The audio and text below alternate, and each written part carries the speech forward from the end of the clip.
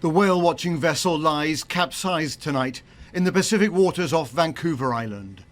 A trip that was intended as the experience of a lifetime turned into horror and tragedy. This was the view from one approaching rescue boat.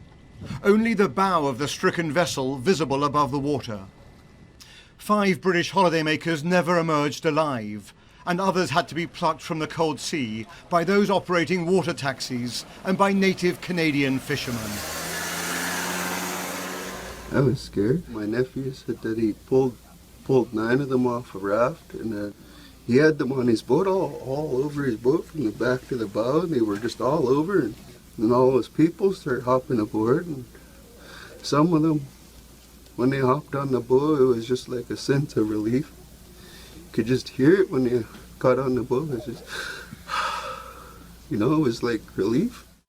Police and Coast Guard officials brought the bodies to shore, while an investigation into what went so very wrong has now begun. Eyewitnesses praised the rescue effort.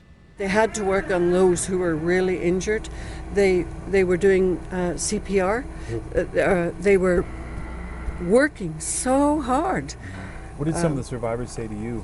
They were in shock. They were in absolute shock. There was a couple, I think maybe they were from England, I'm not sure.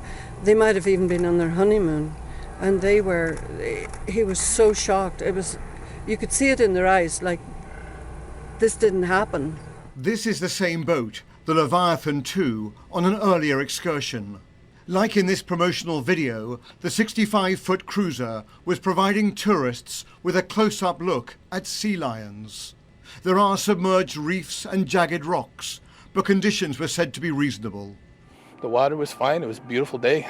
There was some swell, but where they say the boat went down, it was shallower water, so maybe the waves are a little higher. The company organising the tour, Jamie's Whaling Station, has suffered accidents in the past, but is widely respected. And we are all deeply saddened this has happened. Our sincerest thoughts and prayers to everyone affected by this. Thank you.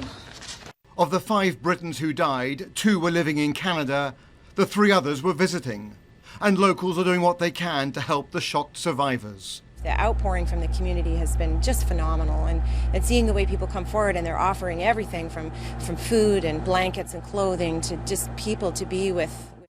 Investigators must now resolve the mystery of why a routine boat excursion in good weather could end in such a disaster. Robert Moore, News at 10, in the United States.